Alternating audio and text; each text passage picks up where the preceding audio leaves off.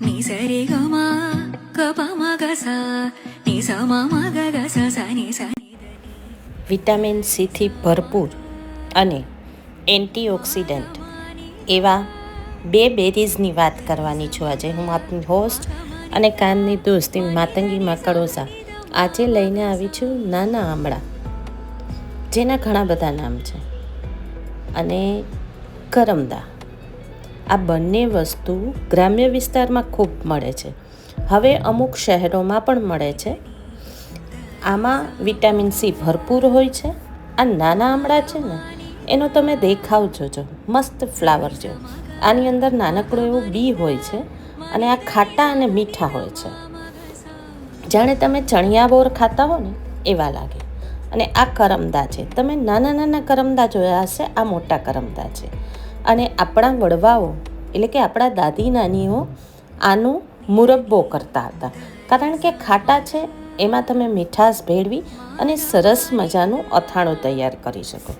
અને આ છે ને એ બેરીની બેર એટલે કે બોરની નાતના આવે, બેરીઝ જે આપણે બેરીઝ કહીએ છીએ ને, કે જે સ્ત્રીઓને જ્યારે યુરિનમાં બળતરા થતી હોય ને ત્યારે આ પ્રકારની બેરીઝ ખાવી જોઈએ, જેનાથી બળતરા ઓછી થાય છે.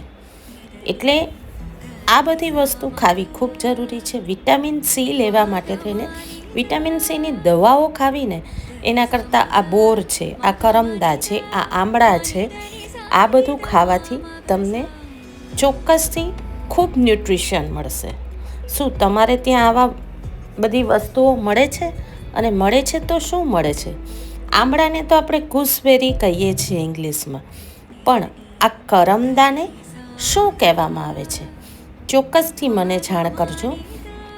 અને તમે આ વસ્તુ ક્યાં જોયેલી છે એ પણ કહેજો.